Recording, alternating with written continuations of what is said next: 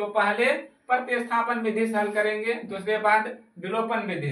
विलोपन विधि को ही विलुप्तीकरण विधि कहते हैं। ठीक, एक और होता है तीसरा वज्र गुणन विधि। वज्र गुणन विधि, ठीक, ये 3 तरीका से समीकरण को हल किया जा सकता है। तो देखते हैं अपना पहले प्रतिस्थापन विधि। तो देखो प्रतिस्थापन विधि से कैसे हल करेंगे। ठीक, तो यहाँ पर लिखेंगे सोल्व। सोल्व लिखने के बाद देखो किस विधि से अपना हल करना है, प्रतिस्थापन विधि। प्रतिस्थापन विधि लिख देते हैं, प्रतिस्थापन विधि से। ठीक, उसके बाद देखो प्रतिस्थापन विधि से लिख दिया, लिखना है समीकरण फर्स्ट से। समीकरण फर्स्ट से, तो समीकरण फर्स्ट से, समीकरण फर्स्ट अपना कितना है अपने पास, देखो समीकरण फर्स्ट है 2x + 3y = 13। ये समीकरण फर्स्ट है। तो अब देखो यहाँ पर 2x यहीं पर रखेंगे, ठीक, और 3y इधर प्लस में, उधर जाएगा तो माइनस में हो गया 3y। ठीक, अब 2x है यहाँ पर, 2 है गुना में, उधर जाएगा तो भाग में, यानी कि 13 - 3y बटा में 2। तो इसको समीकरण थर्ड मान लेंगे, समीकरण थर्ड। अब हमारे पास समीकरण थर्ड आ गया और x का वैल्यू भी आ गया। ठीक, अब x का वैल्यू समीकरण सेकंड में रखेंगे। x का जो ये वैल्यू है समीकरण सेकंड में रखो। तो समीकरण सेकंड कितना है लिखेंगे यहाँ पर, x का मान समीकरण सेकंड में रखने पर,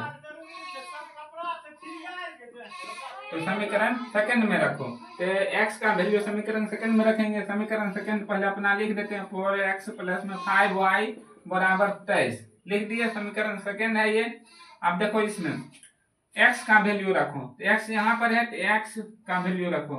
4 × x का वैल्यू कितना है 13 - 3y बटा में 2। ठीक, यहाँ पर है 5y = 23 है। ठीक, अब देखो बुआ रे, ये गुना होगा कितना हो जाएगा, 13 × 4 = 52 - 4 × 12y बटा में 2। अब देखो 5 के नीचा में नहीं कुछ रहेगा तो 1 रहेगा, यहाँ पर 23 के नीचा में नहीं कुछ रहेगा तो कितना रहेगा 1 रहेगा। उसके बाद देखो यहाँ पर कितना है अपने पास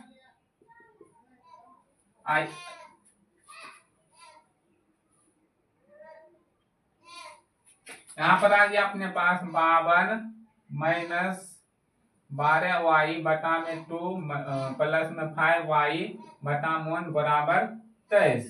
23 के बटा में नहीं कुछ तो 1 लिख सकते हैं। ठीक, लिख दिए। अब दोनों ये दोनों के एलसीएम लेंगे तो कितना आएगा 2 ही आएगा। 1 और 2 के एलसीएम 2 ही आएगा। अब 2 से 2 में भाग देंगे एक बार में, 1 गुना ऊपर वाला करेंगे तो उतने रह जाएगा।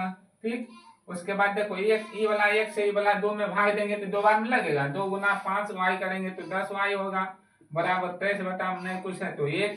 ठीक, उसके बाद देखो वो वाले 52 - 10y में से 12y घटने रहा है तो कितना बचेगा माइनस में 2y।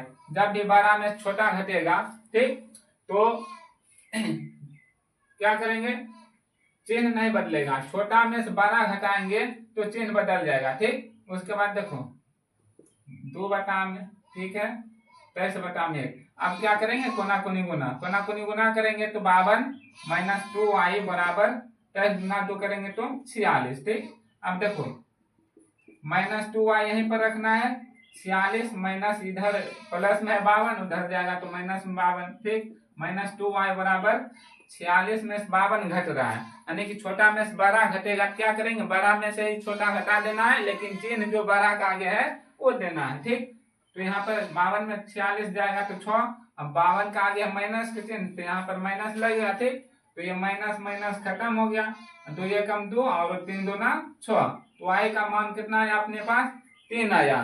ठीक, y का मान 3 आया। अब y का मान समीकरण थर्ड में रख देंगे, समीकरण थर्ड यही ना है अपना, तो इसमें रख देते हैं, लिखेंगे y का मान समीकरण थर्ड में रखने पर। ठीक, समीकरण थर्ड में रखने पर तो y का मान समीकरण थर्ड में रखते हैं। समीकरण थर्ड कितना लिख लेते हैं पहले, 13 - 3y बटा में 2। अब देखो 13 - 3, y का मान 3 है तो y, ठीक, 13 माइनस कितना आया 9, ठीक, बटा में 2। अब 13 में से कितना 9 गया, 4/2 बचा, 2 बार में खत्म। अब देखो x का वैल्यू कितना आया, 2 आया, ठीक।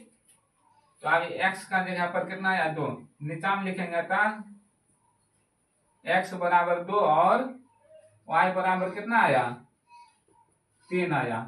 यही अपना कौन सी हुआ, आंसर हुआ, समझा।